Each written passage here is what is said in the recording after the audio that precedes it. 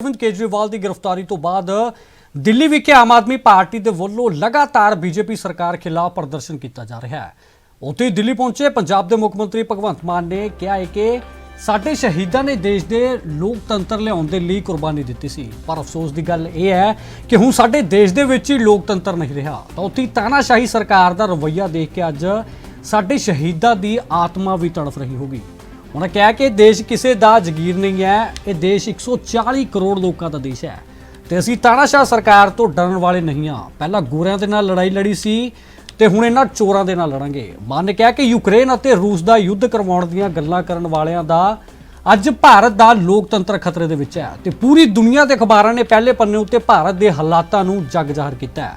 उन्होंने कहा कि अज बाबा साहब डॉक्टर भीमराव अंबेडकर का संविधान खतरे दे विच लग रहा है। देश के 140 करोड़ लोगों को अपील करते हैं कि आओ इकट्ठे होकर देश को बचाइए, नहीं तो यह देश को बर्बादी के वल लै जाएंगे। उन्होंने की कुछ कहा, आओ जानते हैं।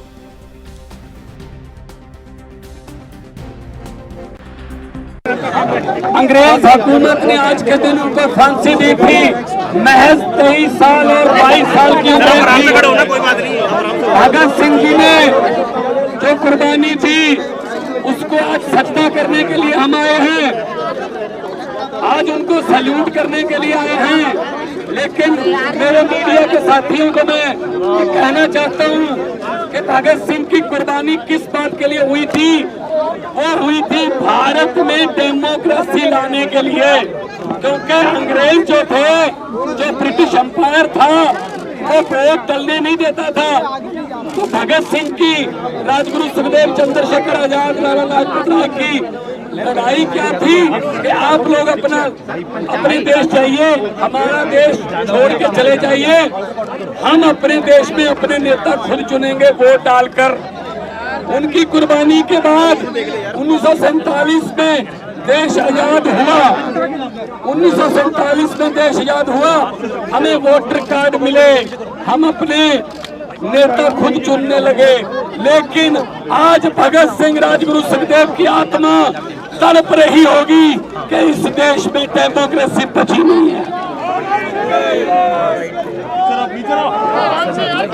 आज भगत सिंह की आत्मा तड़प रही होगी कि इस आजादी के लिए हमने कुर्बानियां दी थी। ये आजादी है कि विपक्ष को आप प्रचार न करने दो, विपक्ष को वोटों में इलेक्शन न लड़ने दो, विपक्ष के नेताओं को सीधा उठा के जेल में फेंक दो। अगर विपक्ष जीत रहा है तो चंडीगढ़ की तरह 8 वोट कैंसिल करा के अपनी मर्जी का मेयर बनाने दो। क्या ये भगत सिंह ने सोचा था? आज के दिन इनकी बुतों के सामने खड़े इनकी आत्मा तड़पती होगी। अरविंद केजरीवाल को तो पकड़ लोगे, लेकिन उनकी सोच को गिरफ्तार कैसे करोगे?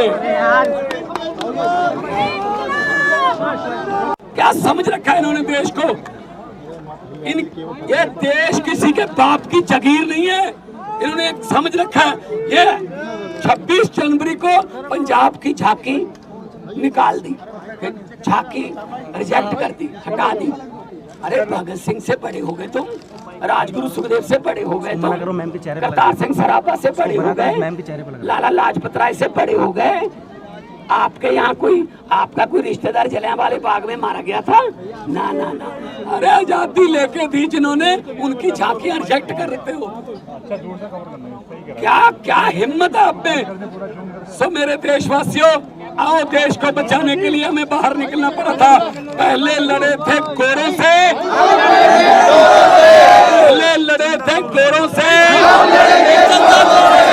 तो ये आ गए आजकल के नए अंग्रेज, ये नए अंग्रेज आ गए। आज आपको सुन के हैरानी होगी, आज पूरी दुनिया के अखबारों में, वाशिंगटन पोस्ट, न्यूयॉर्क, जर्मनी के कई अखबार, उन्होंने फ्रंट पेज पे छापा है कि भारत में डेमोक्रेसी खतरे में है। और ये कह रहे हैं ये बिगेस्ट डेमोक्रेसी है। ये कह रहे हैं हम यूक्रेन और रशिया का युद्ध रुकवा देते हैं। ऐड आती है ना, पापा मोदी ने युद्ध रुकवा दिया। अरे अपने घर वालों को तो अंदर कर रहे हो, वहां का युद्ध रुकवा रहे हो, हद कर रहे हो। हरियाणा के नौजवानों को कह रहे हैं अब यूक्रेन चले जाओ, यूक्रेन चले जाओ, युद्ध में झूठ रहे हैं। तो ये दादागिरी ये नहीं चलेगी। पार्लियामेंट में मैं यही बोलता था, अरविंद केजरीवाल बाहर आएंगे और बहुत बड़े इनकलाब के साथ बाहर आएंगे, पूरे देश में लहर फैलेगी। अरविंद केजरीवाल एक अरविंद केजरीवाल एक व्यक्ति नहीं है, अरविंद केजरीवाल एक सोच है। आप सोच को कैद नहीं कर सकते। पूरे देश में ये रोष फैल गया है कल से कि बीजेपी जो है वो देश में डिक्टेटरशिप लाना चाहती है। ये नहीं चाहते। अगर दिल्ली में सरकार नहीं बनी तो दिल्ली में सरकार की चलने नहीं देनी, एलजी की चलेगी। अगर पंजाब में सरकार नहीं बनी तो गवर्नर तंग करेगा। अगर बंगाल में सरकार नहीं बनी तो गवर्नर रूल करेगा। अगर केरला में सरकार नहीं बनी तो गवर्नर रूल करेगा। अगर झारखंड में सरकार नहीं बनी हेमंत सोरेन को गिरफ्तार करेंगे।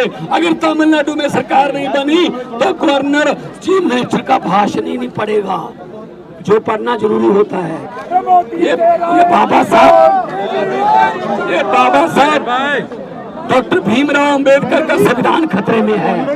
आओ मेरे दोस्तों, 140 करोड़ लोगों को कहता हूँ, आओ इकट्ठे हो जाएं, वरना ये देश बर्बादी की तरफ लेके जा रहे हैं। ये सिर्फ और सिर्फ अपनी फोटो, अपने काम, बस और कोई काम नहीं। ED, CBI, supreme court, election commission किसी की बात नहीं